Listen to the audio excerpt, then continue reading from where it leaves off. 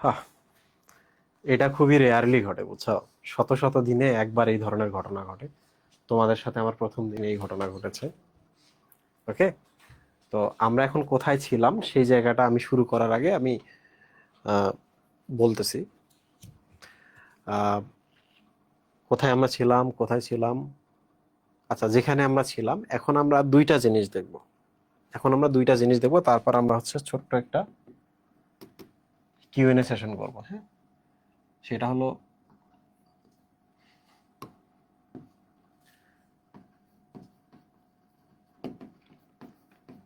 আবরণীবিহীন অঙ্গাণু plus হচ্ছে সর্বজনীন অঙ্গাণু। MCQ এবং সিকিউতে আসে। এমসিকিউতে কি আসে, যে নিচের কোনটি আবরণবিহীন অঙ্গাণু। আর সিকিউতে কি আসে, রাইবোজোমকে কেন আবরণবিহীন অঙ্গাণু বলা হয়। সর্বজনীন অঙ্গাণু মানে হচ্ছে যেটা সব জায়গায় পাওয়া যায়। তাহলে নিচের কোনটি সর্বজনীন অঙ্গাণু, কেন রাইবোজোমকে সর্বজনীন অঙ্গাণু বলে? Look at this. প্রথমে আমরা আবরণীবিহীনটা পড়ি। এটা একটা সেল। এটা কি বলতো? নিউক্লিয়াস, তাই না? Nucleus, right? আচ্ছা, নিউক্লিয়াসের ভেতরে ক্রোমোজোম থাকে।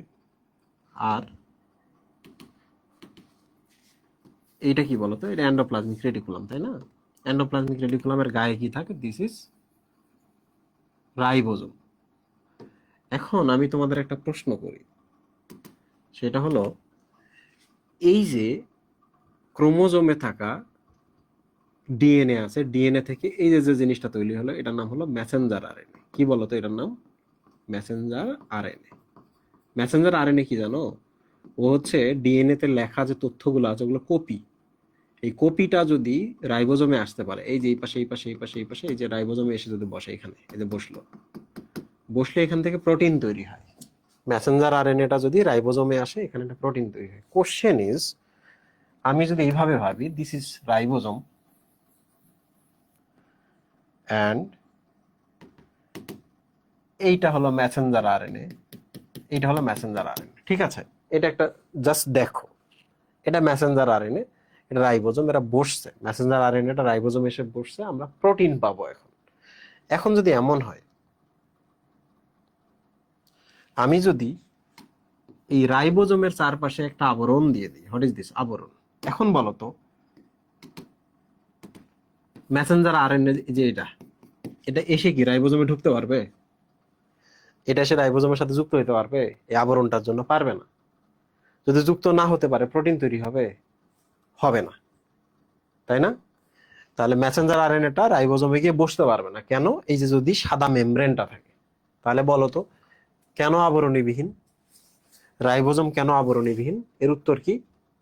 এর উত্তর হলো, রাইবোজোমে যদি আবরণ থাকে, মেসেঞ্জার আরএনএটি রাইবোজোমের সাথে যুক্ত হতে পারবে না। রাইবোজোমের সাথে যদি যুক্ত না হয়, প্রোটিন তৈরি হবে না। কি তৈরি হবে না বলো তো? প্রোটিন তৈরি হবে না। তাহলে আমি ছোট করে লিখে দিই, সেটা হলো রাইবোসোমে আবরণ যদি থাকে, এমআরএনএ বা মেসেঞ্জার আরএনএ রাইবোজোমের সাথে যুক্ত হতে পারবে না। যুক্ত হতে পারবে না। আর যুক্ত যদি না হয়, তাহলে প্রোটিন তৈরি বন্ধ, প্রোটিন তৈরিও হবে না, তৈরি হবে না। এজন্য রাইবোজোমে আবরণ থাকে না। এটা তো বুঝছো নাকি? মানে ব্যাপারটা খুব সিম্পল। এখানে এটা কারখানা, কারখানার বাইরে দেয়াল দিছো, তাহলে এই চিঠিটা, এই স্ক্রিপ্টটা কারখানায় ঢুকতেই পারবে না। এবার পরের প্রশ্ন সেটা হলো, সর্বজনীন অঙ্গাণু বা ইউনিভার্সাল অর্গানালিস কেন বলে? রাইবোজোমকে কেন সর্বজনীন বলা হয়, মানে সব জায়গায় কেন থাকে? Look at this. এটা হলো সুকেন্দ্রিক কোষ। এটা কি কোষ বলতো? যার নিউক্লিয়াস থাকে তাকে আমরা সুকেন্দ্রিক কোষ বলি। এটা কি বলতো? এটা হলো আদি কোষ, যার কোনো নিউক্লিয়াস নেই, তাই না? এখন একটা ইম্পর্টেন্ট প্রশ্ন, এই কোষটাকে বেঁচে থাকার জন্য প্রোটিন লাগে কিনা? These are protein, these are protein. এই কোষটার সমস্ত কাজের জন্য প্রোটিন লাগে। প্রোটিন দিয়ে এনজাইম হয়, প্রোটিন দিয়ে হরমোন হয়, প্রোটিন দিয়ে স্ট্রাকচার হয়, প্রোটিন দিয়ে গঠন হয়, প্রোটিন দিয়ে দেয়াল হয়, আর অনেক কিছু হয়। তাহলে এই কোষটার সমস্ত কাজকর্ম করার জন্য প্রোটিন লাগবে। সেম ব্যাপার কি বলতো, এই কোষটারও সমস্ত কাজ করার জন্য এই প্রোটিন গুলো লাগবে কিনা? আদি কোষেরও লাগবে। তাহলে যে কোষে প্রোটিন লাগবে সে কোষে রাইবোজোম থাকবে, যে কোষে প্রোটিন লাগবে সে কোষে রাইবোজোম থাকবে। These are ribosome, these are ribosome. তাহলে আমরা এইভাবে বলবো। আমরা কিভাবে বলবো সর্বজনীন অঙ্গাণু কেন বলে?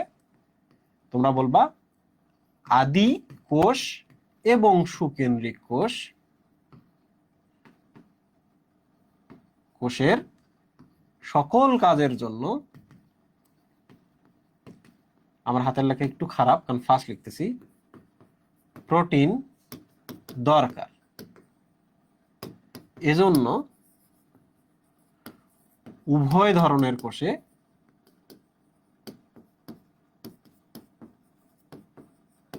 রাইবোসোম থাকে। এজন্যই সর্বজনীন অঙ্গাণু বলে। পরীক্ষাটা লিখতে পারবা? কোষ তো পৃথিবীতে দুই ধরনের, আইদার সুকেন্দ্রিক কোষ আর আদি কোষ। উভয় কোষের কাজ গঠনের জন্য প্রোটিন লাগে। তাহলে উভয় কোষে আমাদের প্রোটিন ফ্যাক্টরি বা রাইবোজোম থাকতে হবে। ক্লিয়ার? সবাই ক্লিয়ার কিনা? এখন আমি এই যে এখানে যা যা পড়াইলাম এই সমস্ত কিছু এখন আমি তোমাদের কাছ থেকে কি নেব? রিভিশন নেব। সবাই রেডি? রেডি?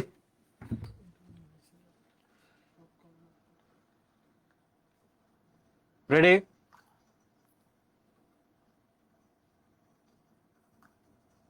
কি ব্যাপার?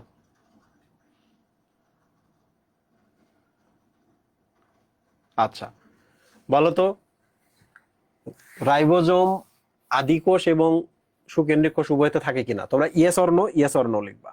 উভয় ধরনের কোষ থাকে কিনা? আরে এটা আসতেছে না কেন? থাকে। সেকেন্ডলি বলতো, উভয় ধরনের কোষে থাকার জন্য তাকে আমরা সর্বজনীন অঙ্গাণু বলবো নাকি আবরণবিহীন অঙ্গাণু বলবো? সর্বজনীন বলবো নাকি আবরণবিহীন বলবো?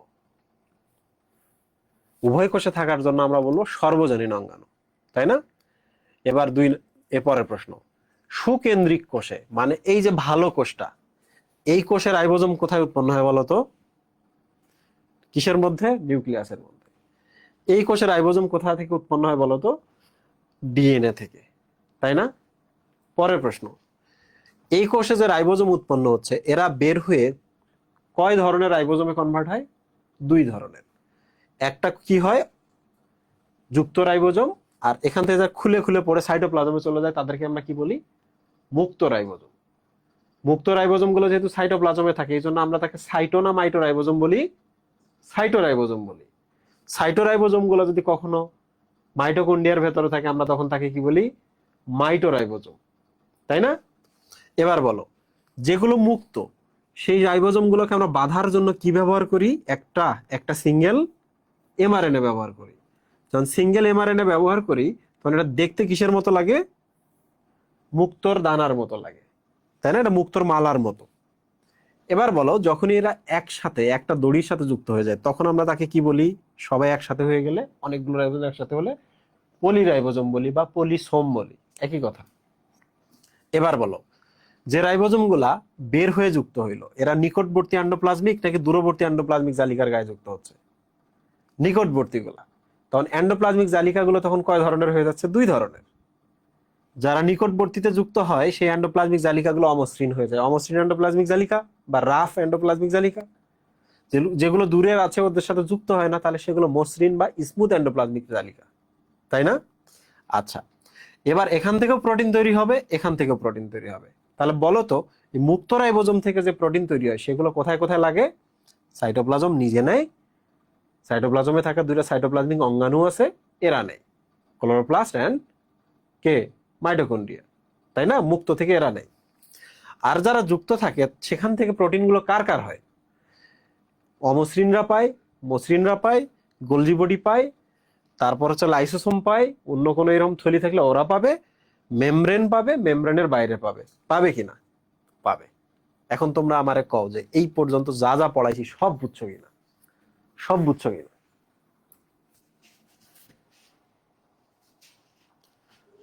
সব বুঝছো?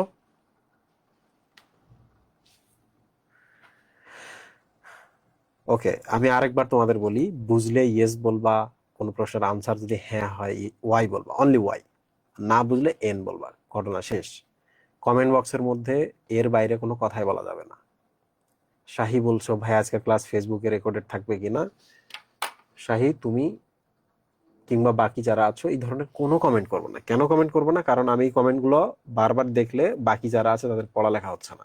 ওকে, এই কমেন্টের উত্তর আমি শেষে দিব, কিউএনএ সেশন আছে, সেখানে গিয়ে মন যাচাই প্রশ্ন করবা। পড়তে দাও সবাই, নিজে পড়তেছো না অন্যদের পড়তে দিবা না, তা হবে না।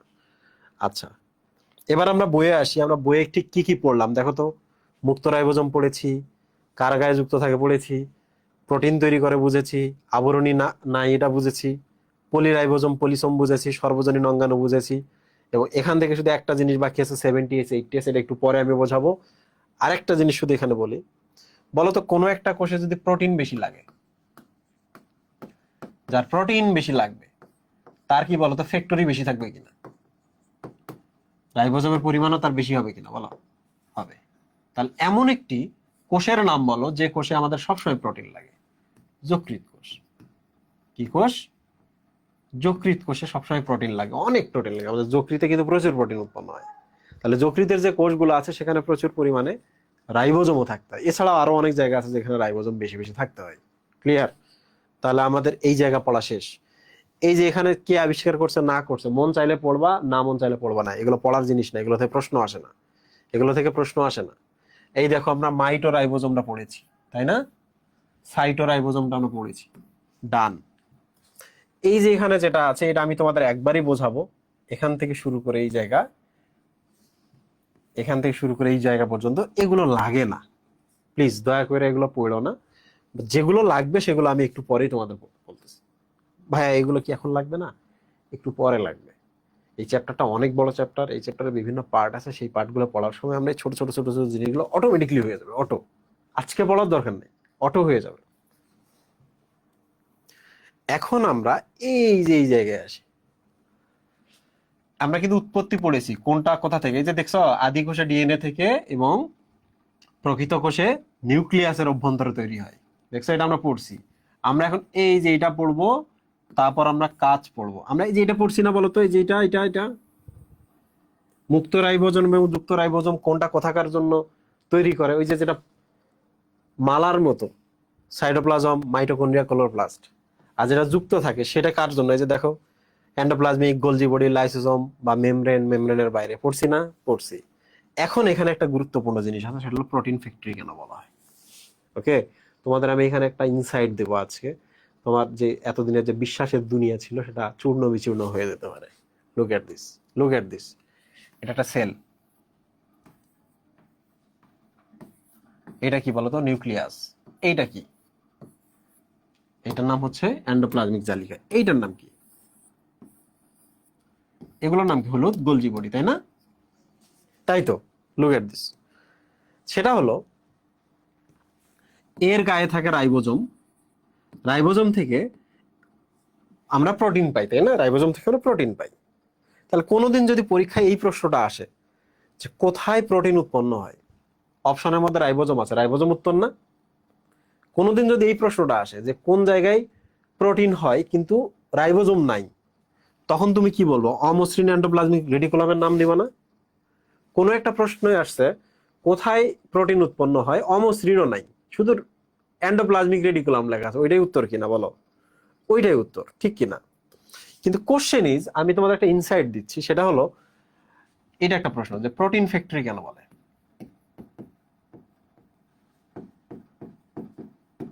প্রোটিন ফ্যাক্টরি কেন বলে? পারবা তো নাকি? রাইবোজোমে প্রোটিন উৎপন্ন হয়, এই জন্য রাইবোজোমকে বলা হয় প্রোটিন ফ্যাক্টরি। ক কিংবা খ এর জন্য দ্যাটস এনাফ। রাইবোজোমে প্রোটিন উৎপন্ন হয়। কিন্তু তোমাদের আমি একটা ছোট্ট একটা জিনিস আজকে বলি। বলো তো, এটা এমিনো অ্যাসিড, এটা একটা এমিনো অ্যাসিড, এটা একটা এমিনো অ্যাসিড, এটা একটা, এটা একটা, এটা একটা, এগুলো এমিনো অ্যাসিড, তাই না? এগুলো কি বলতো? Amino acid. প্রোটিন মানে কি বলতো? সবগুলো এমিনো অ্যাসিড যখন একটার সাথে একটা যুক্ত হবে, তাই না? একটার সাথে আরেকটা যুক্ত হবে। Look at this. অনেকগুলো অ্যামিনো অ্যাসিড যুক্ত হলো। তোমরা বলো তো এটা কোথায় হলো? এটা এই ঘটনাটা কোথায় হলো?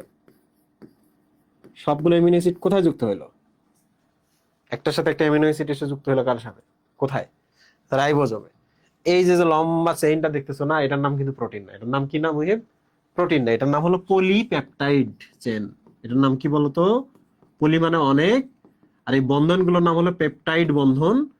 এই জন্য এটাকে বলা হয় পলিপেপটাইড। দেখতে একটা চেইনের মতো, এই জন্য এটাকে বলা হয় পলিপেপটাইড চেন, পলিপেপটাইড শিকল।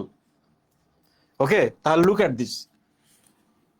এগুলো হচ্ছে এমিনো অ্যাসিড, সাইটোপ্লাজমে এরা পড়ে আছে। যখনই এখান থেকে এমআরএনএটা এখানে আসে, এমআরএনএটা যখন রাইবোজোমে আসে, এই যে এমিনো অ্যাসিড গুলো একটার সাথে একটা যুক্ত হয় এই জায়গায়, বুঝছো? এই যে দেখো চেইন চেইন। কিন্তু মজার ব্যাপার হলো এই চেইনটা পরবর্তীতে ফোল্ড হয়। এই চেইনটা কি হয় বলতো? এরকম ফোল্ড হয়, এরকম ফোল্ড হয়। বলতো এটা কি ত্রিমাত্রিক একটা গঠন হইলো না? থ্রি ডাইমেনশনাল একটা গঠন হইলো না?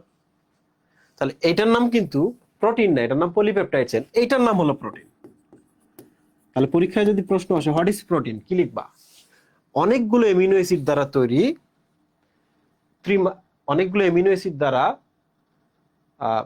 পলিপেপটাইড যে চেইন তৈরি হয় সেটার ত্রিমাত্রিক রূপকে বলা হয় প্রোটিন।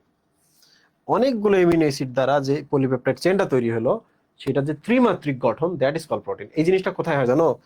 এই যে গোলজি বডিতে, গোলজি বডিতে। তাহলে ফিউচারে যখন আমরা গোলজি বডি টপিক পড়বো, সেখানে যদি লেখা থাকে যে গোলজি বডিতে প্রোটিন তৈরি হয়, সত্য না মিথ্যা বলতো? ফিউচারে যদি আমরা পড়ি যে গোলজি বডিতে প্রোটিন তৈরি হয়, সত্য না মিথ্যা? এই উত্তর দাও। ইয়েস, সত্য। ইয়েস, রাইট রাইট, সাবাস। আচ্ছা, এবার দেখি আমি তোমাদের এমন একটা জিনিস নিয়ে কথা বলবো যে জিনিসটা তোমরা কখনো শোনো নাই। সেটা হলো এই যে এখানে বলা আছে 30, 50, 40, 60। তোমরা যারা এখন লাইভে আছো, আমি বুঝতে পারতেছি না ঠিক কতজন লাইভে আছো, বুঝছো? বোঝা যাইতেছে না লাইভটা কেটে যাওয়ার কারণে। তোমরা যদি কমেন্ট বক্সে সবাই অন্তত কিছু একটা পোস্ট করো, তাহলে আমি বুঝতে পারবো কতজন আছে, তাইলে আমি এই টপিকটা পড়াবো। ওকে, এই টপিকটা মানে সবাই জাস্ট থাকলে পড়াবো, এর দরকার নাই, তারপরে পড়াবো আজকে। কারণ তোমাদের সাথে অনেকে ফান করবে, বায়োলজি কেন এত বড়, বায়োলজিতে তো 30 আর 50 যোগ করলে 70 হয়, ফান। ওকে, এখন আমি তোমাদের পড়াবো এই জিনিসটা, দেখি তোমরা বুঝতে পারো কিনা। আজকে আমরা বায়োলজির সবচেয়ে কঠিন যে আহ রহস্যটা আছে, এই রহস্যটা আমরা উদ্ঘাটন করব। কি রহস্য বলতো? 30 আর 50 যোগ করলে হয় 70, 40 আর 60 যোগ করলে হয় 80। ওকে, এই জিনিসটা এখন আমরা পড়বো, টপিকের মধ্যে কিন্তু এগুলো আছে। এটা আমি তোমাদের আজকে পড়াবো, এই জন্য পড়াবো যে বায়োলজির আমি প্রথম দিন থেকে শেষ দিন পর্যন্ত আমি সবসময় তোমাদের এগুলো এক্সপ্লেন করবো, আর এক্সপ্লেন করলে তোমরা এই জিনিসগুলো বুঝবা, তোমাদের পড়াটাও সহজ হয়ে যাবে। ঠিক আছে? টিফিনের মধ্যে কিন্তু গোছানো আছে, যতটুকু আছে টিফিনের মধ্যে, that's enough, more than enough, ওইটাই তোমরা পড়বা। তোমাদের আমি পড়াবো, তোমরা এরপর ক্লাসের পরে স্লাইডটা দেখবা, পাঠ্য বই দেখবা, এন্ড টিফিন দেখবো, দ্যাটস এনাফ। ওকে, টিফিনের মধ্যে সব দেওয়া আছে, আমি দেখাচ্ছি। এই যে দেখো, দিস ইজ টিফিন। রাইবোজোম কি? রাইবোজোমকে কেন সর্বজনীন অঙ্গাণু বলা হয়? রাইবোজোমে কেন আবরণী নেই? পলিরাইবোজোম কি? এই যে সেডিমেন্টেশন সহগ বা ভেদবার্গ ইউনিট কি, যেটা আমি এখন বোঝাচ্ছি, সেইটা এটা। রাইবোজোম নিয়ে আরো ছোট ছোট রাইবোজোমের কিছু গঠন আছে, বুঝছো? বিভিন্ন স্থান আছে রাইবোজোমের ভেতরে, এটা পরের পড়া, তোমরা চাইলে এটা দেখে নিতে পারো আগে। তারপর হচ্ছে এই যে দেখো, মুক্ত রাইবোজোম গুলো কোথাকার প্রোটিন তৈরি করে, যুক্ত গুলো কোথাকার প্রোটিন তৈরি করে। তারপর এই যে এখানে একটা রাইবোজোম প্রোটিন ফ্যাক্টরি হলে রাইবোজোমের প্রোটিন কোথায় উৎপন্ন, এই সব কথা বলা এখানে বলা আছে। দ্যাটস এনাফ, রাইবোজোমের পড়া শেষ এখানে, এরপর গোলজি বডি শুরু হয়েছে। এখন আমি তোমাদের একটা জিনিস জাস্ট আগের থেকে ফিরে দেন চলে আস। এই দেখো তো, এটা হলো তুমি, তুমি একটা হিউম্যান, তোমার শরীরের ভেতর একটা ব্যাকটেরিয়া চলে আসে, দিজ আর ব্যাকটেরিয়া। এগুলোর নাম কি বলতো? ব্যাকটেরিয়া। একটা কোষ আমি বড় করে দেখাই, এই যে এটা bacteria, this is bacteria, ribosome আছে এর। বলতো ব্যাকটেরিয়াটা আমাদের শরীরে গিয়ে রোগ সৃষ্টি কিভাবে করে? রোগ সৃষ্টি কিভাবে করে? এই ব্যাকটেরিয়াটা আমার শরীরে আসবে, তার যে রাইবোজোম আছে না, এই রাইবোজোম গুলোতে প্রোটিন তৈরি করবে। কি তৈরি করবে মুহিব? প্রোটিন তৈরি করবে। তাহলে আমার শরীরে রোগ হবে, প্রোটিনগুলো বিষাক্ত। তো আমি যদি এখন একটা ওষুধ খাই, কি খাই আমি, একটা ধরা যাক এই যে একটা ওষুধ খাচ্ছি, এটা একটা ঔষধ। কি সেটা? এটার নাম হচ্ছে টেট্রাসাইক্লিন হতে পারে, স্ট্রেপ্টোমাইসিন হতে পারে। ওকে, টেট্রাসাইক্লিন, স্ট্রেপ্টোমাইসিন এগুলো অ্যান্টিবায়োটিক। আমি যে অ্যান্টিবায়োটিকটা খাই, অ্যান্টিবায়োটিকটা কিভাবে কাজ করে? অ্যান্টিবায়োটিকটা কিভাবে কাজ করে? ও করে কি, এসে এই যে রাইবোজোম গুলো আছে না, রাইবোজোমের সাথে যুক্ত হয় অ্যান্টিবায়োটিক গুলো। এখন তুমি বলো তো, রাইবোজোম গুলা যদি এখন অ্যান্টিবায়োটিকের সাথে যুক্ত হয়, এই রাইবোজোম গুলো কি আর প্রোটিন তৈরি করতে পারবে আমার শরীরে? বলো, পারবে? বলো বলো, আর প্রোটিন তৈরি করতে পারবে না। তাহলে দেখছো, ব্যাকটেরিয়া যদি আর প্রোটিন তৈরি না করতে পারে, আমার কি রোগ হবে? আর রোগ হবে না। অ্যান্টিবায়োটিক কিভাবে কাজ করে দেখছো? অ্যান্টিবায়োটিক খেলে অ্যান্টিবায়োটিকের রাসায়নিক পদার্থগুলো আছে, অ্যান্টিবায়োটিক যে ওষুধটা আছে, ওরা গিয়ে ব্যাকটেরিয়ার রাইবোজোম গুলাকে ব্লক করে দেয়, ফ্যাক্টরি গুলাকে ব্লক করে দেয়। আর ফ্যাক্টরি গুলো কাজ করে না, তাহলে ব্যাকটেরিয়া আর প্রোটিন তৈরি করতে পারবে না। প্রোটিন যদি তৈরি না হয়, আমার রোগ হবে না। ঠিক আছে? আচ্ছা, এটা কোথায় আছে জানো? এটা তোমাদের বইয়ে এই যে দেখো, এই জায়গায় আছে। এই যে দেখো, এই যে একটা বক্সের মধ্যে এই জিনিসটা লেখা আছে। এখানে দুইটা অ্যান্টিবায়োটিকের নাম বলছে, টেট্রাসাইক্লিন আর একটা স্ট্রেপ্টোমাইসিন। ওরা কি করে? প্রোটিন তৈরি বন্ধ করে দেয়। আর ব্যাকটেরিয়া যদি প্রোটিন না তৈরি করতে পারে, আমার তো রোগ সৃষ্টি করা দূরের কথা, ও নিজের প্রোটিনও তৈরি করতে পারবে না।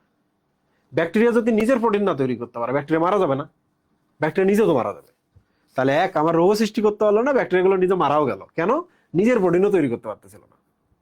রাইট? আচ্ছা, এবার আমরা চলে আসি এই জায়গায়। ওকে, প্রথমে আমি তোমাদের সাথে একটা মানুষের পরিচয় করে দিই। এর নাম হলো ভেদবার্গ। এটা একটা মানুষের নাম। ভেদবার্গ বানান শুরু হয় এস দ্বারা। কি দ্বারা শুরু হয় বলো তো? এস দ্বারা। ভেদবার্গ বানান শুরু হয় কি দ্বারা? এস দ্বারা। তো এই ভদ্রলোক একটা কাজ করছে। কি করছে? কোষের ভেতরে রাইবোজোম আছে, এন্ডোপ্লাজমিক রেটিকুলাম আছে, ডিএনএ আছে, আরএনএ আছে। এগুলা কত বড়, এগুলা দেখতে কেমন, এগুলা খুঁজে বের করতে হবে না? এগুলো সাইজ কত, এগুলো ভর কত বের করতে হবে না? এগুলো তো অনেক ছোট। ডিএনএ, আরএনএ, রাইবোজোম ইত্যাদি ইত্যাদি। তো সে একটা বুদ্ধি বের করছে। কি করছে? সে করলো কি, অদক্ষেপ ফেলানো শুরু করলো। যে সবাইকে একটা কোষের ভেতরে যা যা আছে, এগুলো সবগুলোকে ভেঙে একটা টেস্ট টিউবের মধ্যে দাও। কিসের মধ্যে মুহিব? একটা টেস্ট টিউবের মধ্যে দাও। টেস্ট টিউবের মধ্যে দিলে, তুমি বলো তো, যেগুলো ভারী সেগুলো নিচে জমবে না এই জায়গায়? যেগুলো তার থেকে কম ভারী সেগুলো কি এখানে জমবে না? তার থেকে যেগুলো কম ভারী সেগুলো এই জায়গায় জমবে না? তার থেকে যেগুলো আরো কম ভারী সেগুলো এখানে জমবে না? তাহলে দেখো, ভরের উপর নির্ভর করছে যে কারা এই টেস্ট টিউবের কোন জায়গায় জমবে। তাহলে এই ব্যাপারটাকে কি আমরা অধক্ষেপ বলি কিনা বলো? অধ মানে নিচে, অধ মানে অধপতন, নিচে। আর ক্ষেপণ মানে হচ্ছে পড়ে যাওয়া, চলে যাওয়া। ওকে, তাহলে আমি এবার তোমাদের তোমাদের এবার আমি একটা প্রশ্ন করি। বলো তো, আমরা এখানে যার কথা বলতেছিলাম তার নাম ভেদবার্গ নাকি তার নাম লিঙ্কিন পার্ক? তার নাম কি ছিল?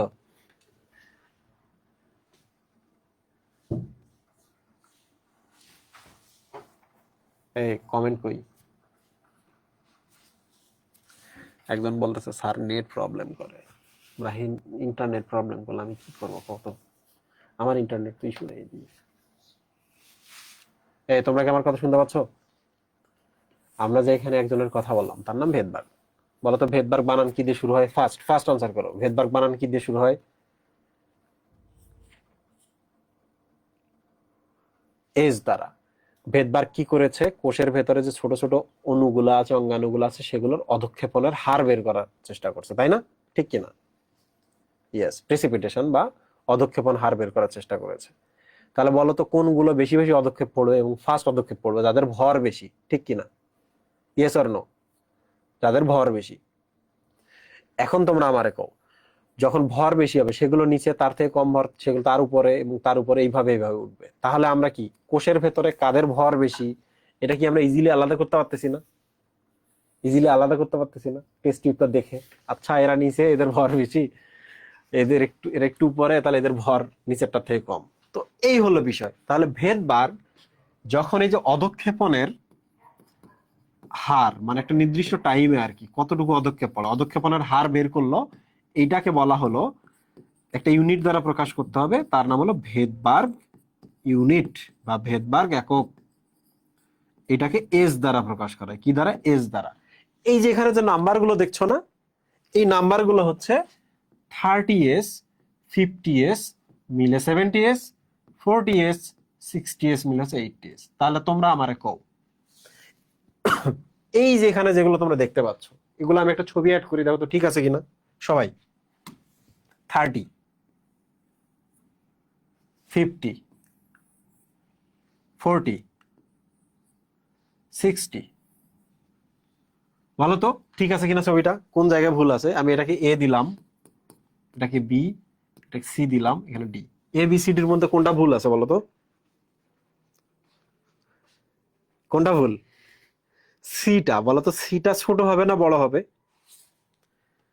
সিটা ছোট হবে না বড় হবে? বড় হবে। বলো তো এর থেকে বড় হবে এবং বির থেকে বড় না ছোট? বির থেকে বড় না ছোট? বি। সিটা বির থেকে বড় না ছোট? সাবাস, লুক এট দিস। 30, 40, তাহলে এটা 40। 30-এর থেকে এটা বড় দিতে হবে, একটু বড়, এই যে 50, 50 থেকে 40 বড়, তাহলে এটার থেকে এটা ছোট। 50 থেকে 60 বড়, তাহলে এটার থেকে এটা বড়। বলো তো এখন মোটামুটি ঠিক আছে কিনা, আনুমানিক ভাবে ঠিক আছে কিনা? আছে, আনুমানিক ভাবে ঠিক আছে। এখন তোমার আমি একটা কথা কই, সেটা হলো ধরা যাক টেস্ট টিউব একটা নিলাম এ, টেস্ট টিউব একটা নিলাম বি, আমরা টেস্ট করতেছি, হ্যাঁ আমরা টেস্ট করতেছি। এখানে আমি আরেকটা টেস্ট টিউব দিলাম, এটা পরে আমরা চিন্তা করবো এটা নিয়ে। ওকে, তাহলে এ দিলাম এখানে, বি, বি দিলাম এখানে। এখন তোমরা আমারে বলো তো, এই যে টেস্ট টিউব দেখতেছো, this is x test tube, this is Y test tube, এটা হচ্ছে জেড টেস্ট টিউব। এগুলো টেস্ট টিউবের নাম। রাইবোজোমের নাম এ, রাইবোজোমের নাম হচ্ছে বি। তোমরা বলো তো কোন রাইবোজোমটা আকারে বড়, এ অর বি? কোনটা আকারে বড়? এ অর বি কোনটা আকারে বড়? তাহলে বলো তো এক্স এবং ওয়াই নামক টেস্ট টিউবের মধ্যে আমরা যে রাইবোজোম গুলো দিয়েছি, আমরা যে একটা নির্দিষ্ট টাইম পর এই অদক্ষেপ কেমন পড়লো দেখতে চাই, বলো তো কার অদক্ষেপ ফাস্ট পড়বে এবং বেশি পড়বে? এ এবং বি এর মধ্যে কার অদক্ষেপ বেশি পড়বে? এইটার কি বলতো? অদক্ষেপ একটু কম, এটা যেহেতু আকার বড় তাহলে ভর বেশি, তাহলে এটার অদক্ষেপ বেশি। তাহলে আমি যদি এইদিকে 30 লিখি, এইদিকে কি আমি 29 লিখতে পারবো? বলো তো 29 লিখতে পারবো? পারবো না, কারণ এটার আকার ছোট, ভর কম। তাহলে এটা যদি 30 হয়, মানে 30s অদক্ষেপণের হার 30s, এটা মান আমরা ধরে নিলাম, এটা টেস্ট করে এটা পাওয়া গেছে। 30 কেন দিছি ভাইয়া, কেন 29, কেন 31 দেন নাই? সমস্যা নাই, তুমি যা দিবা দাও না কেন, এটার থেকে এটা বড় দিতে হবে কিনা সেটাই বলো আমাকে। ইয়েস, এটার থেকে এটা বড় হবে। তাহলে এটার থেকে বড় আমরা টেস্ট করে দেখছি, কি টেস্ট করে দেখেছি যে এটা 50s, একটু বেশি তলানি পড়ে। ঠিক আছে, এবার আমরা একটা কাজ করি। তোমরা কি জানো এক একটা রাইবোজোমের দুইটা করে খণ্ড থাকে, এটা একটা খণ্ড, এটা একটা খণ্ড। তাহলে এটা হলো ছোট খণ্ড, এটা একটা বড় খণ্ড। যখন এই দেখো Messenger RNA, what is this? This is call Messenger RNA. এই মেসেঞ্জার আরএনএ ছাড়া কি প্রোটিন তৈরি হবে বলো তো? এই মেসেঞ্জার আরএনএ ছাড়া হবে প্রোটিন তৈরি? হবে না। মেসেঞ্জার আরএনএটা রাইবোজোমে আসবে, ও আসে কি করে জানো? ও ছোটটার কাছে আগে আসে, ছোটটার কাছে এসে যখন বসে তখন ছোটটা বলে আমি একা পারবো না বাবা, আমাকে বড় ভাইকে সাথে এনে দেন। তখন কি হয় দেখো, ছোটটা এবং এই বড় যেটা দুইজনে একসাথে যুক্ত হয়। এই যে দেখো এইটা হলো এমআরএনএ। তাহলে বলো এটা হলো চিত্র এ, এটা হলো চিত্র বি। চিত্র এ তে কি প্রোটিন তৈরি পসিবল? প্রোটিন তৈরি পসিবল বলো তো? না। চিত্র বি তে কি প্রোটিন তৈরি পসিবল? চিত্র বি, বিতে কিন্তু প্রোটিন তৈরি পসিবল না, কারণ মেসেঞ্জার আরএনএটা এসে ছোট খণ্ডের সাথে যুক্ত হয়। ছোট খণ্ড যতক্ষণ বড়টা একসাথে যুক্ত হবে না ততক্ষণ কাজ করে না। বলো তো চিত্র এ তে প্রোটিন তৈরি পসিবল কিনা? পসিবল কিনা? ইয়েস। কেন বলো তো? কারণ এখানে ছোট এবং বড় খণ্ড একসাথে হয়েছে, তাহলে এখন প্রোটিন তৈরি হবে। তাইলে এইটাই ঘটনা, বুঝছো? এইটাই ঘটনা। রাইবোজোমকে আমরা আলাদা আলাদা ভাবে যখন দেখি, এই যে এটা ছোট, এটা বড়, এটা অধঃক্ষেপণের হার যা হবে, এটা অধঃক্ষেপণের হার বেশি হবে। ওই যে দেখো 30-এর এটার অধঃক্ষেপণের হার ধরেছি 30, তাহলে এটা অধঃক্ষেপণের হার হচ্ছে 50। আর এইটা কি বলতো, এই 70টা বলতো, এই 70 নাম্বারটা এটাও তো একটা অধঃক্ষেপণের হার। তোমরা বলো তো কখনকার কথা বলছে? এইটার কথা বলছে না? যখন এ আর বি একসাথে যুক্ত হয় তখনকার কথা বলছে না? এটা যে দুইটা জনে একসাথে একসাথে লেগে থাকবে তখন কেমন অধক্ষেপ পড়ে, ওইটার মান। তাহলে আমরা এক কাজ করি, এ দিলাম এখানে, বি দিলাম এখানে, দিয়ে এবার আমরা এগুলোকে নিচের দিকে অধক্ষেপ ফেলবো। এখন তোমরা আমারে বলো নিচের মান কত হবে? এইটার অধক্ষেপণের মান হচ্ছে 30, এটার অধক্ষেপণের মান হচ্ছে 50। তাহলে 30 আর 50 মিলে 80 হওয়ার কথা কিনা বলো? তোমরা আমাকে বলো 80 হওয়ার কথা কিনা? তোমরা সাধারণ দৃষ্টিকোণ থেকে বলো 80 হওয়ার কথা কিনা। সিম্পল, ইয়েস 80 হওয়ার কথা। কিন্তু তোমরা কি জানো বলো তো, একটা ক্রিকেট বল পানির মধ্যে চুবানো সহজ নাকি একটা ফুটবল চুবানো সহজ? বলো তো, ক্রিকেট বল এবং ফুটবল, দেখি পারো কিনা, ছেলেরা অন্তত বলো কোনটা পানির মধ্যে চুবানো সহজ? ক্রিকেট বলটা পানির মধ্যে ডুবানো সহজ। ফুটবলটা যখন ডুবাবা না, পানি তখন ঊর্ধ্বমুখী একটা ফোর্স দেয়, ফুটবলটাকে বাইর করে দিতে চায়। তাহলে বলো তো, যখন দুটো একসাথে হবে তখন নিচ থেকে যে ঊর্ধ্বমুখী যে প্রেসারটা আছে তাদেরকে একটু বাধা দিবে না? তোমরা তো আকার এখন অনেক বড় হয়ে গেছো, তোমরা যখন নিচে নামবা তখন একটু বাধা দিবে না বলো তো? নিচ থেকে একটু বাধা দিবে কিনা বলো? এটা তো তরল, টেস্ট টিউবের মধ্যে তো তরল আছে, একটু বাধা দিবে। একটু যখন বাধা দিবে, তুমি বলো তো অধঃক্ষেপণের হার যদি 80 হওয়ার কথা ছিল, একটু কমবে কিনা বলো? একটু কমবে কিনা? দুইটা জন একসাথে হয়, আকার বড় হয়। আকার হলে দেখো অধঃক্ষেপণের মান 80 হয়েছে, মানে বেশি হচ্ছে। কিন্তু যে আকার বড় হওয়ার কারণে নিচ থেকে তো একটু বাধা দিবে, যে কারণে একটু কমে। একটু বলতে আমরা ধরলাম 10s। তাহলে আলটিমেটলি কত হলো হলো বলো তো? 70s। আলটিমেটলি কত হলো? 70s। তোমরা এবার বুঝছো কেন 30 আর 50 মিলে 80 না হয়ে 10 কমে যায়? বলো তো, এবার বুঝছো? আচ্ছা, এবার আমি তোমাদের আরেকটা প্রশ্ন করি, দেখি কেমন বুঝতে পারো। এইটার আকার বলো তো এর থেকে বড় না? ডি এর আকার কি বি এর থেকে বড় না? তাহলে যখন আমি এই 40 আর এই 60s এর দুইটা একসাথে যুক্ত করো, বলো তো এইটার থেকে বড় হবে কিনা বলো? এইরকম বড়, এইরকম বড় হবে কিনা? এরা তো এইটার তুলনায় তো এদের আকার আরো বড় হইলো, হইলো কিনা? হইছে। তাহলে এরা যখন নিচে নামা শুরু করবে, এরা যে পরিমাণ বাধা পাইছিল বলো তো, এরা তো আরো বড়, এরা কি আরো বেশি বাধা পাবে কিনা বলো? ইয়েস। তখন কি 10 কমবে নাকি 10-এর বেশি কমবে বলো? 10 কমবে না 10-এর বেশি? বেশি কমবে। এবার দেখছো কেন ওটা 80, 100 না হয়ে 80? খেয়াল করে দেখো, এখানে কিন্তু তলে তলে -10 কমছে, কিন্তু এখানে দেখো তলে তলে 20 কমছে। দেখছো কারণ কি? এরা আর এরা যুক্ত হলে যে বড় হয়, এরা আর এরা যুক্ত হলে আরো বড় হয়। তাহলে এরা আর এরা যুক্ত হওয়ার পর নামার সময় 10 নিচ থেকে যে চাপ দেয়, এর কারণে তলানি একটু কম পড়ে। এরা এরা যুক্ত হলে তো আরো বড় হচ্ছে, নিচ থেকে আরো বেশি প্রেসার দিবে, ফলে তলানি পড়তে আরো বেশি সময় লাগবে বা একটু কম তলানি পড়বে। তোমরা বলো আমি কনসেপ্টটা তোমাদের বোঝাইতে পারছি কিনা? কনসেপ্টটা বোঝাইতে পারছি কিনা? আচ্ছা, তো আমরা এক কাজ করি, আমরা আমাদের বইটাতে আসি, বইটাতে গিয়ে কোন কোন জায়গাগুলো আমরা পড়লাম আমরা একবার দেখবো, দেখে আমরা ক্লাস শেষ করবো। ঠিক আছে? কোন কোন জায়গাগুলো আমরা মিস করছি ওটা খুঁজে বাইরে যদি আমরা করতে পারি ওটা পড়ে ফেলবো। এছাড়া আমাদের কিন্তু সব পড়া শেষ। আসো আবার। আচ্ছা, একটা ছোট্ট জিনিস আমি এখানে পড়িয়ে দিই, সেটা হলো রাইবোজোমটা আসলে কি জিনিস এইটাই তো আমরা দেখিনি, তাই না? রাইবোজোম জিনিসটাই আসলে কি? ইংলিশে দেখো তো এটার নাম কি? রাইবোসোম, তাই না? বলো তো সোম মানে কি জানো? সোম মানে বডি বা বস্তু। সোম মানে বডি বা বস্তু। দেখো বায়োলজিতে কোনো কিছু যদি এই ধরনের হয়, এই ধরনের হয় কিছু কিছু, এগুলোকে বলে বডি। বায়োলজিতে যদি এই ধরনের কোনো কিছু হয় এগুলোকে বলে টিন। টিন মানে হচ্ছে সুতা। বুঝছো তোমরা? বায়োলজিতে যদি দেখো এই ধরনের বস্তু, যেমন লাইসোসোম, লাইসোসোম দেখবা এই যে এই ধরনের, এটার নামের শেষে দেখবা সোম আছে। এই ধরনের যে জিনিসগুলা এগুলোকে শেষে সোম যুক্ত হয়, সোম মানে হলো বডি। এইরকম যে জিনিসগুলা, এরকম জিনিসগুলো আছে, এগুলো শেষে দেখবা টিন বা সুতা শব্দটা যুক্ত হয়। ঠিক আছে? বলতো এটা শেষে কি হবে? সোম যুক্ত হবে না?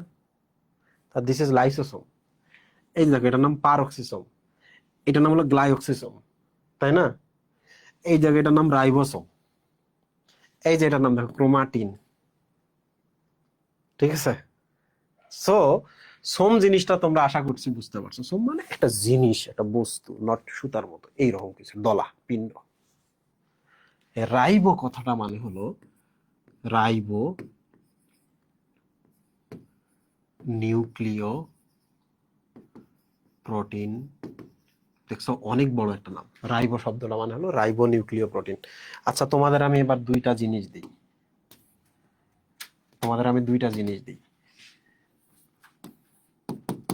এটার নাম হলো ডিএনএ, এটার নাম হলো আরএনএ। তাহলে তোমরা আমারে বলো তো, এই নামটা দেখে তোমরা আমাকে বলো যে রাইবোজোমের মধ্যে ডিএনএ থাকে নাকি আরএনএ থাকে? একটু তাকায়ে বলো দেখি পারো কিনা ধরতে। ডিএনএ মানে deoxy ribo nucleic acid, RNA মানে রাইবো নিউক্লিক অ্যাসিড। বলো তো ইয়েস। তাহলে রাইবোজোমের এই কথাটার মানে হলো এখানে আরএনএ থাকে, তাই না? আর এই প্রোটিনটা দেখছো, এটা মানে হলো এখানে প্রোটিন থাকে। তাহলে বলো হোয়াট ইজ রাইবোজোম? রাইবোজোম কি জিনিস? তোমরা তো যখন রাইবোজোম কি প্রশ্ন করবে তখন তোমরা বলবা রাইবোজোম হচ্ছে একটা সাইটোপ্লাজমিক অঙ্গাণু, প্রোটিন তৈরির সাথে জড়িত। এতটুকু তো তোমরা লিখবা না? রাইবোজোম অরিজিনাল জিনিসটা কি? রাইবোজোম অরিজিনাল জিনিসটা হচ্ছে যেটা আরএনএ এবং প্রোটিনের সমন্বয়ে মিলিত একটা বডি জিনিস, তাই না? আরএনএ এবং প্রোটিন মিলে। এখন তোমরা আমারে কও, আমরা আজকে একটা আরএনএ কিন্তু দেখছি, এটার নাম সামনে মেসেঞ্জার আরএনএ দিছি। আমরা এই চ্যাপ্টারের শেষের দিকে গিয়ে একটা আরএনএ দেখবো, সেটা হচ্ছে ট্রান্সফার করে, এটার নাম টিআরএনএ আমরা পাবো। আমরা এই চ্যাপ্টারের শেষে একটা আরএনএ দেখবো যেটা ভাইরাসের জেনেটিক ম্যাটেরিয়াল হিসেবে কাজ করে, সেটার নাম হচ্ছে জিআরএনএ। আমরা এখন যে আরএনএটা দেখতেছি, এই আরএনএটা কি রাইবোজোমে থাকে না? এই আরএনএটা থাকে। তাহলে সামনে একটা আরএনএ দিব না? আর রাইবোজোমাল আরএনএ, ঠিক কিনা বলো? এ বি সি ডি, চারটা দেখে বলো তো নিচের কোনটি রাইবোজোম তৈরিতে জড়িত? এ বি সি ডি বলো। এ বি সি ডির মধ্যে কোনটা রাইবোজোম তৈরিতে জড়িত? ডি নাম্বারটা। তার মানে আমরা এখানে আস্তে করে একটা শব্দ দিয়ে দিব, আর আরএনএ বা রাইবোজোমাল আরএনএ। তাহলে হোয়াট ইজ রাইবোজোম? তোমরা বলবা প্রোটিন এবং আরআরএনএ এর সমন্বয়ে গঠিত একটি অঙ্গাণু, যার কাজ প্রোটিন তৈরি করা। কি সুন্দর একটা সংজ্ঞা না বলতো? প্রোটিন এবং আরআরএনএ মিলে একটা অঙ্গাণু, যার কাজ হচ্ছে প্রোটিন তৈরি করা। রাইবোজোমের সংজ্ঞা পাইছো কিনা? পাইছো। এখানে একটা কথা আছে, মনে রাখবা, এই যে আরআরএনএ যতটুকু থাকে প্রোটিনও ঠিক ততটুকু থাকে। তাহলে বলতো সমান পরিমাণ না? 1:1 না? তাহলে একটা রাইবোজোম তৈরিতে যতটুকু প্রোটিন থাকবে ততটুকু আরআরএনএ থাকবে। তোমরা তো শিখলা আজকে প্রোটিন মানে এরকম পেঁচানো জিনিস, 3D। দেখো দিস ইজ প্রোটিন। আর আরএনএ মানে কি? দেখো আরএনএ মানেও কি সুতা কিনা? সুতা কিনা? তাহলে আরএনএও দেখো এগুলো সুতা, দেখছো এগুলো সুতা। তাহলে এই আরআরএনএ এবং এই প্রোটিন আমরা যদি একসাথে করি তাহলে কি হয় দেখো তো।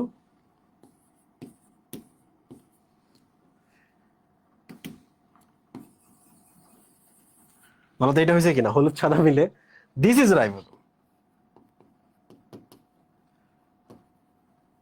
এখন তোমাদের মনে প্রশ্ন হতে পারে, ভাইয়া এই কাহিনীগুলো কেন করলেন? কেন রাইবোজোম তৈরিতে প্রোটিনও লাগলো, রাইবোজোম তৈরিতে আরএনএও লাগলো? তোমার মনে প্রশ্ন আসতে পারে না, ভাইয়া কেন এটা করলেন? এর উত্তর কিন্তু তোমাদের বইয়ে আছে, কিন্তু তুমি যেন বোঝো এইভাবে লেখা নেই।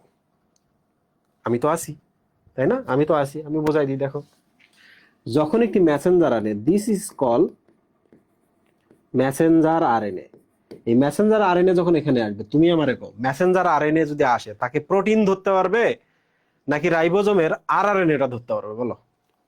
ভাই ভাইয়ের হাত ধরবে, ঠিক কিনা বলো?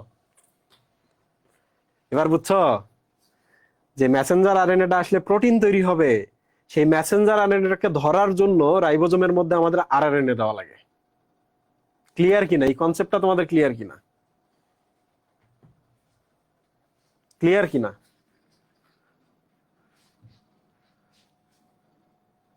মানে ক্লিয়ার না, আর বোঝেই নেই। মেসেঞ্জার আরএনএ এখানে আসলে প্রোটিন তৈরি হবে। যেহেতু এটা একটা আরএনএ, তাহলে এখানে একজন আরএনএ রাখতে হবে যে তাকে ধরবে, ওকে অ্যাটাচমেন্টের জন্য, সংযুক্তির জন্য। এই জন্য এর ভেতরে আরএনএ আছে, এর নাম আরআরএনএ, এর নাম এমআরএনএ। এবার বলো তো প্রোটিন তৈরি করার জন্য এনজাইম লাগবে না? প্রোটিন তৈরি করা মানে একটা বিশাল বিক্রিয়া না?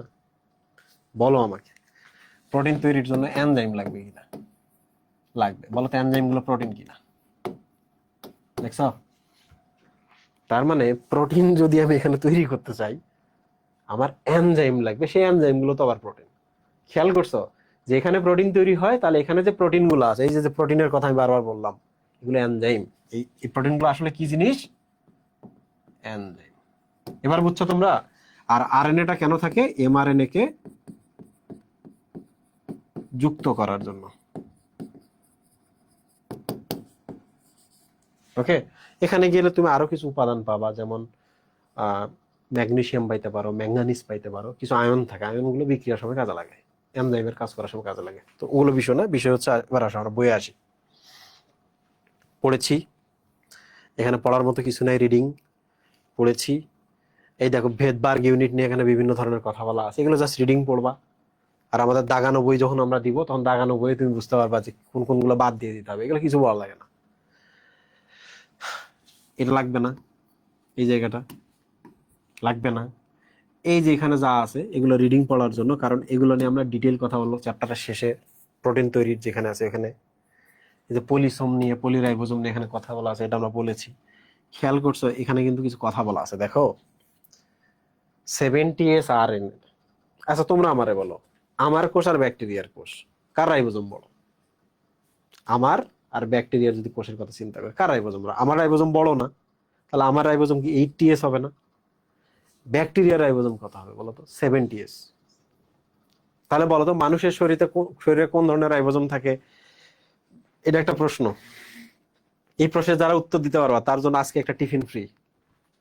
যদি উত্তর দিতে পারো মানুষের শরীরে কোন ধরনের রাইবোজোম থাকে, টিফিন টিফিন তো দিছি না, তার জন্য কি ফ্রি? এই যে দেখো পেপার ওয়েট, টিফিনের কাভার সহ, এটা ফ্রি। আর কি ফ্রি মুহিব? তার জন্য কি রিং ফ্রি। বলো মানুষের শরীরে কোন ধরনের রাইবোজোম থাকে? নাই, কোনো উত্তর নাই। ফেসবুক বাসীরা কোনো উত্তর দিচ্ছে না। 80 না 70? 80 না 70?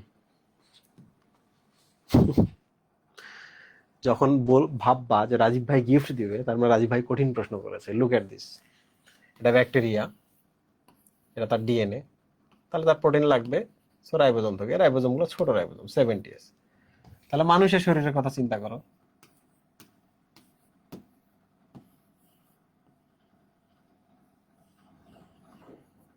খেয়াল করো তো, মানুষের শরীরে রাইবোজোম বড় হবে, তাই না?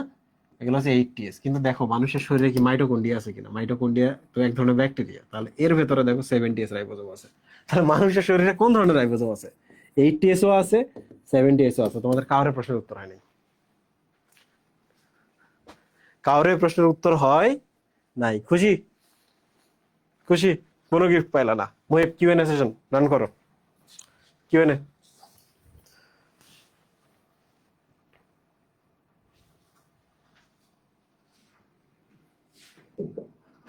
আসসালামু আলাইকুম ভাইয়া। জুবাইয়ের প্রশ্ন করো। জি ভাইয়া। ভাইয়া আমার কোর্স রিলেটেড একটা প্রশ্ন ছিল ভাইয়া, করতে পারি ভাইয়া? যদিও ক্লাসের মধ্যে কোর্স রিলেটেড কোশ্চেন ছাড়া আমাদের তো হটলাইন আছে, ওখানে প্রশ্ন করলে হয়, তবুও বলো খুব ফাস্ট। ভাইয়া আপনি তো আমাদের বেসিক সহ পড়াচ্ছেন, এখন এগুলা তো যখন আমরা পরীক্ষার খাতায় লিখবো তখন এখানে সিকিউ স্টাইলে থাকবে। সিকিউর মধ্যে কিভাবে লিখবো বা এমসিকিউ কিভাবে আনসার করবো, এটা কি ভাইয়া আমাদের কোর্সের মধ্যে বলে দিবেন না? আমি আজকে যা পড়াইছি না, এখন এই চ্যাপ্টার থেকে যদি, এই টপিক থেকে যদি আমি তোমাকে এমসিকিউ জিজ্ঞেস করি, তোমার এই এমসিকিউ তে কেউ আটকাতে পারবে না। তুমি যদি আমার কথা বিলিভ না করো, এই ক্লাস করা শেষ, এখন তুমি তোমার আগের ব্যাচের 27 ব্যাচের 26 ব্যাচের ভাইয়াদেরকে নিয়ে সামনে বসো, ভাইয়া আপুদের নিয়ে, যে তাদেরকে বসাও এবং তুমি বসো, বৈশায় এমসিকিউ প্রশ্ন করা শুরু হবে। তোমার সাথে তারা পারবে না, তোমার সাথে তারা পারবে না। কেন পারবে না? কারণ তুমি বেসিক জানো, কনসেপ্ট জানো। তাহলে এমসিকিউ নিয়ে কোনো প্রবলেম নাই। তাহলে এমসিকিউ প্র্যাকটিস কিভাবে হবে? আরে আমি তো এমসিকিউ এর এক্সাম নিবই, নেক্সট ক্লাসে আমি এমসিকিউ এক্সাম রাখতেছি। তাহলে এমসিকিউ নিয়ে তোমাকে কোনোদিন চিন্তা করতে হবে না, ডান। এডমিশন পরীক্ষাগুলো সব এমসিকিউ, ডান। কোশ্চেন ইজ সিকিউটা কিভাবে হবে। সিকিউ এর জন্য আমার স্টুডেন্টের তো আমি কোশ্চেন দিচ্ছি, টিফিন দিচ্ছি, এখান থেকে 2টা সিকিউ আসবে। দেখো একটা হলো রাইবোজোম কি যদি আসে, এই যে দেখো আনসার। যদি প্রশ্ন আসে রাইবোজোমকে কেন সার্বজনীন অঙ্গাণু বলে, এই যে আনসার। রাইবোজোমের মেমব্রেন কেন নেই, দেখো আনসার। সিকিউতে কিভাবে লিখবে এখানে দেওয়া আছে। And তুমি তো জানো কি কি আমি বলছি, তাহলে সিকিউ লাইন বাই লাইন লেখার দরকার নাই, মেইন কনসেপ্টটা এখানে দেখে নেবা, দেখে পরীক্ষা খাতায় তাই লিখবা। যদি পরীক্ষা আসে পলিরাইবোজোম কি, এই যে দেখো 3 লাইনে লেখা আছে পলিরাইবোজোম কি। পরীক্ষায় যদি আসে ভেদবার্গ একক বা সেডিমেন্টেশন সহ কি, তুমি তো জানো ভেদবার্গ একক কি, আমি তোমারে পড়াইলাম, যেখানে আছে। পরীক্ষায় যদি আসে রাইবোজোমকে কেন প্রোটিন ফ্যাক্টরি বলে, এই যে দেখো এখানে 3-4 লাইনের মধ্যে আমি এটা দিয়ে দিয়েছি, তাই না? এই যে 2 লাইন, এই দেখো এখানে 1 লাইন, 3 লাইন। তাহলে তোমাকে তো সিকিউ নেওয়ার চিন্তা করতে হচ্ছে না। এখন বলো কিসের চিন্তা? জি ভাইয়া, ধন্যবাদ। আর ওকে, ভাইয়া এখন এখন তো এটা আমাদের ফ্রি ক্লাস, আমাদের যখন পেড ক্লাস শুরু হবে তখন কি আবার বেসিক থেকে করাবেন নাকি এখন জানিয়েছেন তারপর থেকে? আচ্ছা এই চ্যাপ্টারটা আমি পরের দিন নিব কি না, মানে এই টপিকটা জি ভাইয়া। ডেফিনেটলি নেওয়া উচিত, কারণ নতুন নতুন স্টুডেন্ট আসবে, ওরা বলবে আমি আগের ক্লাস করবো না, তখন কি করবা? তবে তবে ওই দিনে আমি এত সময় নেব না, ওই দিন আমি 30 মিনিট সময় নেব। আমার হাতে যে আগে আরো 50 মিনিট সময় থাকবে, ওই 50 মিনিটের মধ্যে আমি আরো 2-3টা টপিক পড়ায় ফেলবো, তাইলে তো হয়ে গেল, তোমার ক্ষতি ক্ষতি হইলো না, ক্ষতিপূরণ হয়ে গেল, হয়েছে কিনা? আচ্ছা এতে আজকে তোমাদের বলতে হচ্ছে কমেন্ট করো না, রিপ্লাই দাও, এই প্রশ্ন করা যাবে না, এই ক্যাসালগুলো একটাও থাকবে না পরে, সবাই ট্রেন আপ হয়ে যাবে। নেক্সট কোশ্চেন, অন্য কেউ এট এ টাইম যে কেউ 2টা কোশ্চেন করতে পারবে, করার পর বাকিদের সুযোগ দিবে, বাকিরা যখন কোশ্চেন হবে তারপর সে আবার পরবর্তী তার কোশ্চেন করবে। ভাইয়া, ধন্যবাদ। জি, নেক্সট। আসসালামু আলাইকুম ভাইয়া। আশিক রানা, বলো। ওয়ালাইকুম সালাম। একটা চ্যাপ্টারে লেকচার করার পর মানে মেইন কথা উচিত আগে না টিফিন করা উচিত? তোমারে, ওকে, ভেরি গুড। 2 ধরনের আমি তোমাকে একটা লাইন আপ দিতে পারি, 2 ধরনের। সেটা হলো যারা পরিশ্রমী, যারা পরিশ্রমী তোমাদের মতো, আর যারা আছে ফাঁকিবাজ আমার মতো। 2 ধরনের হইতে পারে। ফাঁকিবাজরা যেটা করবে, ক্লাসে সরাসরি আসবে, ক্লাস করলো, ক্লাসের পর বই প্লাস টিফিন একসাথে খুলবে, পড়া শেষ, তারপর তারা এক্সাম। এই এক্সাম 2 ধরনের হয়। একটা হলো প্র্যাকটিস, এটা সে আমাদের কোর্স থেকেই পাবে, প্র্যাকটিস করতে পারবে, কোর্সে যে এক্সামগুলো হয় সেগুলা। তারপর হচ্ছে বইয়ে, নিজেদের বইয়ের শেষের দিকে অনুশীলনীতে প্রশ্ন আছে, শেষে বোর্ডের প্রশ্ন আছে, সেখান থেকেও করতে পারে, অনলাইনে বিভিন্ন জায়গায় এক্সাম দিতে পারে। আরেকটা হলো আমাদের বিএস এক্সাম। ফাঁকিবাজের হলো এইটা, আমি পড়ালেখা করবো না, ভাইয়ের ক্লাসটা করবো, আচ্ছা বুঝছি, ওকে 100% বুঝছি, কিন্তু ক্লাস থেকে বের হওয়ার সময় আমার মাথা 10% ছিল, 20% ছিল, ভেরি গুড। টিফিন আর বই যখন একসাথে দেখবে, বই দেখবে একদিকে, টিফিন একদিকে দেখবে, পড়বে সে আলটিমেটলি টিফিন থেকে, কিন্তু রিডিং টিডিং বইয়ে কি আছে এগুলো তো খুব নজর রাখতে হবে, হ্যাঁ। ডান, তারপর তো এইটা প্র্যাকটিস অ্যান্ড এক্সাম। আর যারা পরিশ্রমী, পরিশ্রমীরা যেটা করবে, ক্লাসে আসার আগে রিডিং দিবে, আজকে যা পড়ানো হবে এটা কি, ক্লাসে আসার পূর্বে। এতে কয়েকটা সুবিধা হয়, কারণ ভেদবার্গ একক কি, এই শব্দটা যদি আমি তোমার এখন লিখতে বলি তুমি কিন্তু বুঝতেই পারবে না, ভেদবাগ মনে করবা, লিখে ফেলবা। তো যারা আগে থেকে বইটা একটু দেখে আসবে, তারা এগুলো খুব ফাস্টার কানেক্ট করতে পারবে, রিলেট করতে পারবে। এই জন্য এটা আগে। আমি নিজে যখন খুব সিরিয়াস পড়াশোনা করতাম তখন আমি এগুলো ফলো করতাম, স্যার কি ক্লাসে পড়াবে আগে একটু দেখা দেয়, রিডিং পড়ে দেয়, জাস্ট রিডিং। রিডিং পড়ার পর তুমি ক্লাসে আসছো, ক্লাসের সময় যেটা করবা, বই খুলে রাখবা, ওকে, বই খুলে রাখ।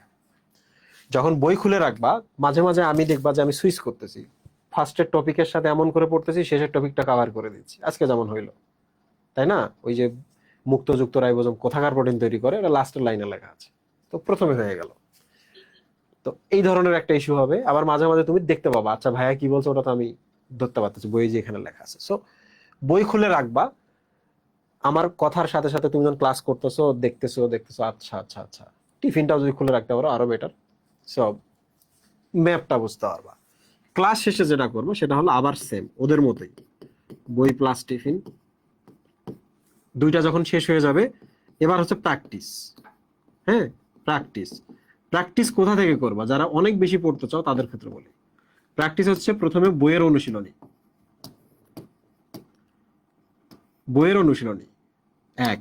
দুই নম্বর হচ্ছে বইয়ের শেষে দেখবা বোর্ড প্রশ্ন দেওয়া আছে।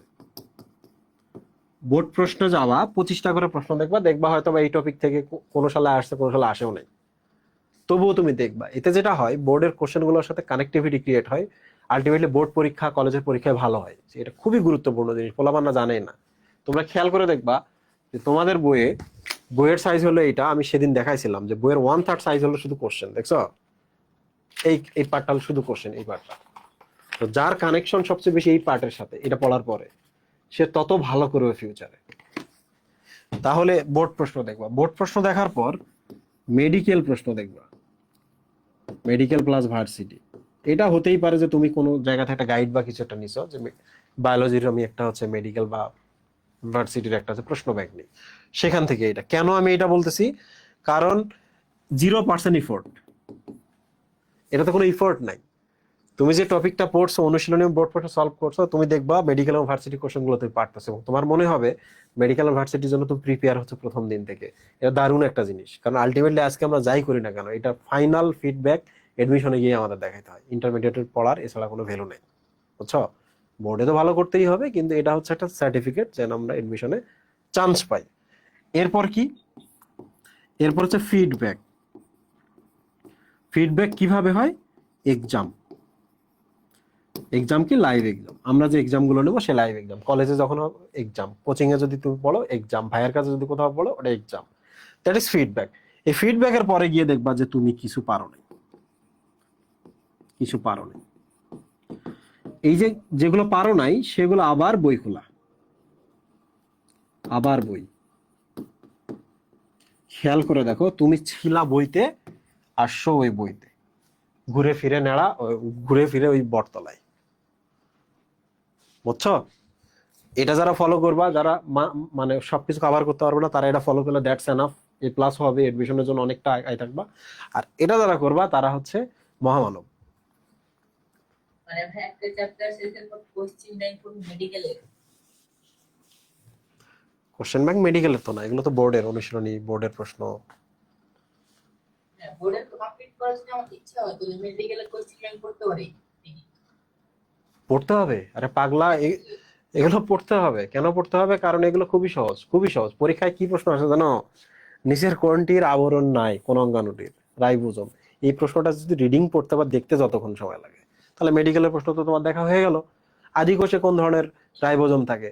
70S, 80S, 30S, 40S, এই ধরনের কথাবার্তা বলা আছে। তুমি বুঝতে পারলে আচ্ছা এই প্রশ্ন তো আমি পারি। তো এগুলো প্রশ্ন তো সহজ পাগলা, এগুলোর জন্য ইফোর্ট নাই, তো বইটা রাখা উচিত। নেক্সট। ওয়ালাইকুম আসসালাম। নেক্সট। ভাইয়া আসসালামু আলাইকুম। জি ওয়ালাইকুম সালাম। ভাইয়া আমার একটা প্রশ্ন হচ্ছে যে আমরা এসএসসি তে তো শর্ট সিলেবাস করেছি, এখন যে বাকি অধ্যায়গুলো পড়ি নাই, এইচএসসি তে গিয়ে তো আমরা সেই টপিক গুলো পাবো। তো সেই টপিক গুলো কিভাবে রিকভারি করতে পারি প্রথম দিকে? শর্ট সিলেবাস ছিল এন্ড রিকভারি, তাই তো?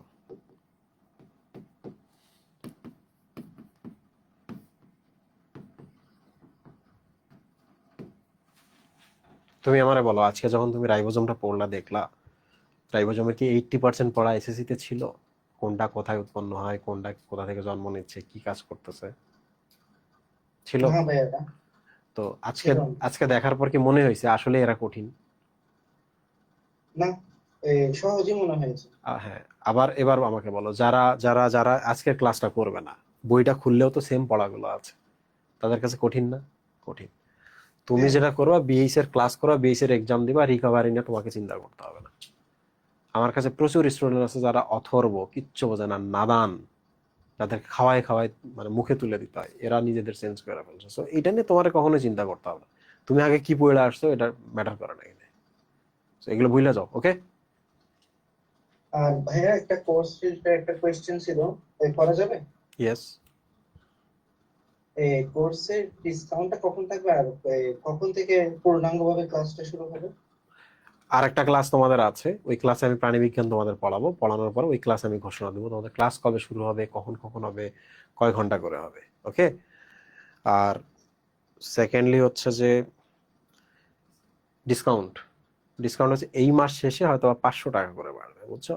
আমরা অনেক বেশি বাড়াবো, এখন 3500 আছে না, 4000 হয়ে যাবে এই মাসটা, আর 5-7 দিন আছে। ধন্যবাদ ভাইয়া, আসসালামু আলাইকুম। জি আলাইকুম সালাম। নেক্সট, গত দিনের আসসালামু আলাইকুম। ওয়ালাইকুম সালাম, সামিয়া বলো।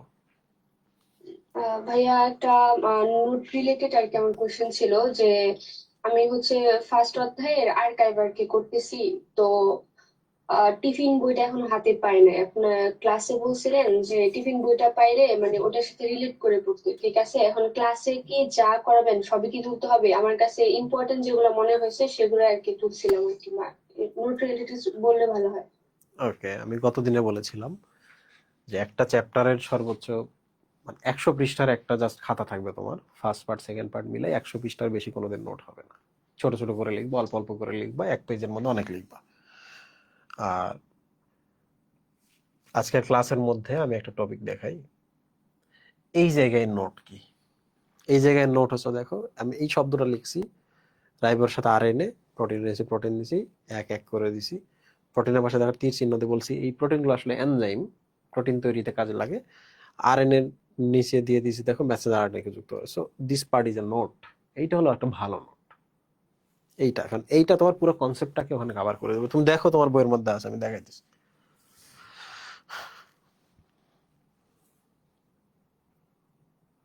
এই যে দেখো তো, রাসায়নিক গঠন, রাইবোজোমের প্রধান উপাদান হচ্ছে প্রোটিন ও আরএনএ। খেয়াল করো এখানে কিন্তু আরএনএ লেখা নেই, কিন্তু সামনে এটা কিন্তু পাবা তুমি।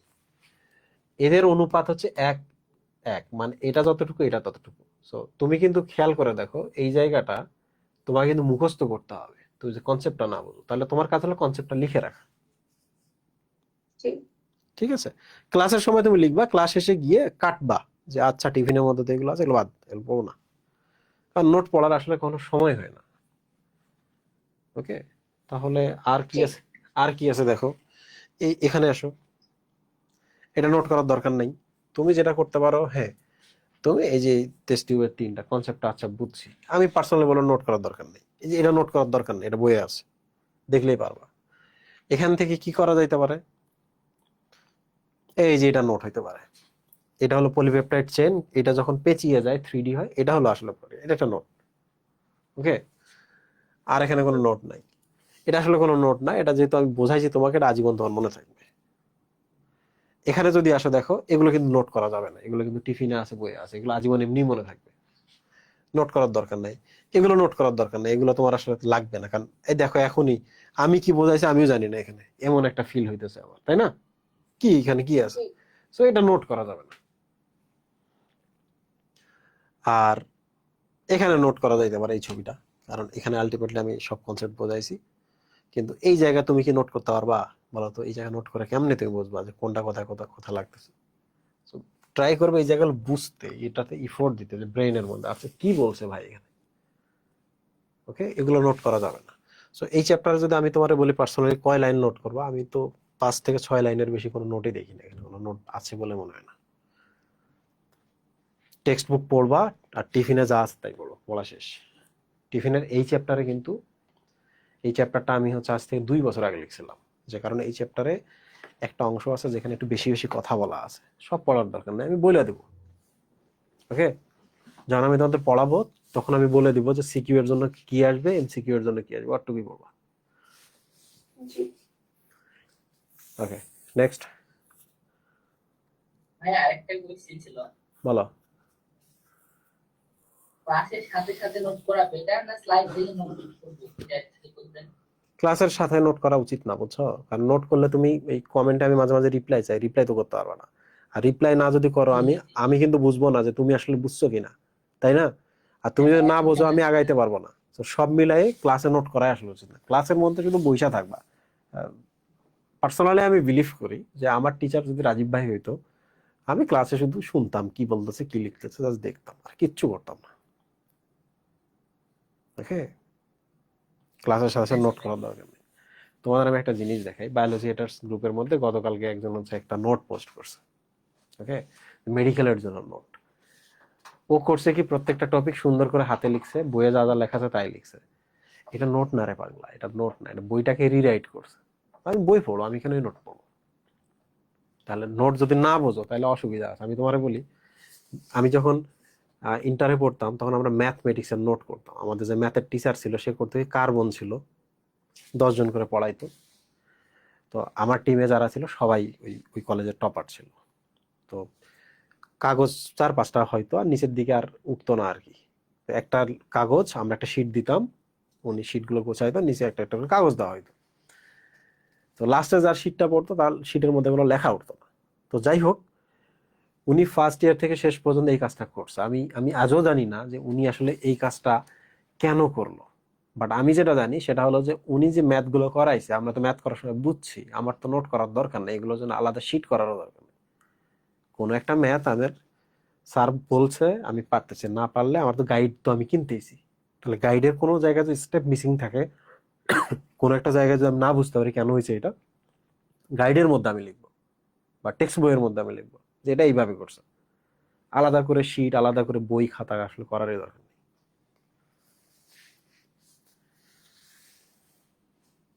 হ্যাঁ, ওকে, আর কেউ?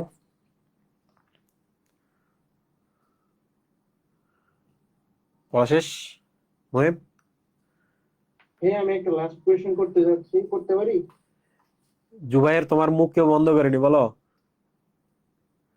যে যে ভাইয়া, আমরা যখন আপনার কোর্সে ক্লাস করব, অনেক সময় হয় যে কোনো কারণে ক্লাসটা মিস চলে যায় বা কোনো কারণে প্রবলেমের জন্য ক্লাসটা করা হয় না। তখন ভাইয়া রেকর্ডের ক্লাস করলে যে ডাউট গুলো থাকে ওইগুলো আবার কিভাবে ক্লিয়ার করবো ভাইয়া? পরের দিন ক্লাস, লাইভ ক্লাসে আবার আসবা। আজকে আজকে ভাইয়া তাহলে কি, আজকে শোনো, মনে করেন ভাইয়া, আজকে শোনো শোনো শোনো, আজকে তুমি ধরা যাক লাইভ ক্লাসই করছো, করার পরে আজকে তুমি আমার কোনো কোশ্চেন করতে পারো নাই। হইতে পারে আমি ক্লাসে আজকে বলছি আজকে কিউএনএ সেশনটা হবে না, কিংবা কিউএনএ সেশনটা আজকে শর্ট হবে, বলে ফেলছি, তুমি তোমার কোশ্চেনটা করতে পারো না আজকে। ওটা তুমি যদি আজকে 6 মাস পরেও আমাকে কিউএনএ সেশনে গিয়ে জিজ্ঞেস করো, আমি তোমাকে রিপ্লাই দিব, বুঝছো? ইউজুয়ালি যেটা হয়, জি আজ ভাইয়া। আজকে আমি রাইবোজোম পড়াইছি, আজকে যারা ক্লাসে কোশ্চেন করবে কিউএনএ তে, প্রথমে রাইবোজোমের কনসেপ্ট ক্লিয়ার হবে, ওখান থেকে কিউএনএ তে কোশ্চেন হবে। ওদের যখন কোশ্চেন করা শেষ, তখন তুমি অন্য টপিক থেকে কোশ্চেন করবে। ওকে? ওকে ভাইয়া, ধন্যবাদ। ওকে, ডান। আর কেউ?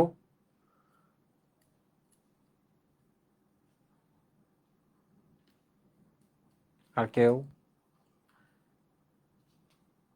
টপিক থেকে আজকে কেউ কোশ্চেন করেনি, কোনো সমস্যা নাই। Thank you. বায়োলজি আজকে আমি ক্লাসটা নিয়েছি এটা আসলে বোঝানোর জন্য যে তুমি আসলে বুঝবা কিভাবে। সেকেন্ডলি, তুমি আসলে তোমার টাইমিংটা তুমি যে ক্লাসে দাও, ক্লাসটা যেন আমি তোমার জন্য কোয়ালিটিফুল করতে পারি। আমি আমার স্টুডেন্টদের একটা কথা বলি, আমার ক্লাস যদি ভালো না লাগে ক্লাস থেকে বাইর হয়ে যাবা, ওই সময় প্রয়োজনে ঘুমাবা কিংবা অন্য বই পড়বা, আড্ডা দিবা, এইটা তোমার জন্য প্রোডাক্টিভ।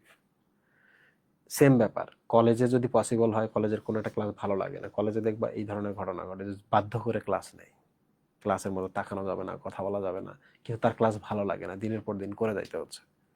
পসিবল হলে এই ধরনের ক্লাসগুলো করবা না। ওকে, যার ক্লাস ভালো লাগে তার ক্লাস করবা, যার ক্লাস ভালো লাগে না ওই টাইমে বসে থাকলেও লাভ আছে। বুঝতে পেরেছো? তো হিউম্যান সাইকোলজি নিয়ে আমি তো কাজ করি, আর as a doctor, as a medical student আমি জানি এটা। সো কখনো যেখানে প্রোডাক্টিভ জিনিস নাই সেখানে টাইম ওয়েস্ট করবো না। আচ্ছা, ক্লাসে আমি শুধু দেখাইছি পড়ালেখা করতে হয় কিভাবে। আমি একবার পড়াবো, রাইবোজোম তোমার আজীবন মনে থাকবে যদি তুমি রিভিশনের ভেতরে থাকো, মাঝে মাঝে রিভিশন দাও। That's enough. নেক্সট ক্লাসে আমরা দেখবো প্রাণী বিজ্ঞান কিভাবে পড়তে হয়। আল্লাহ হাফিজ।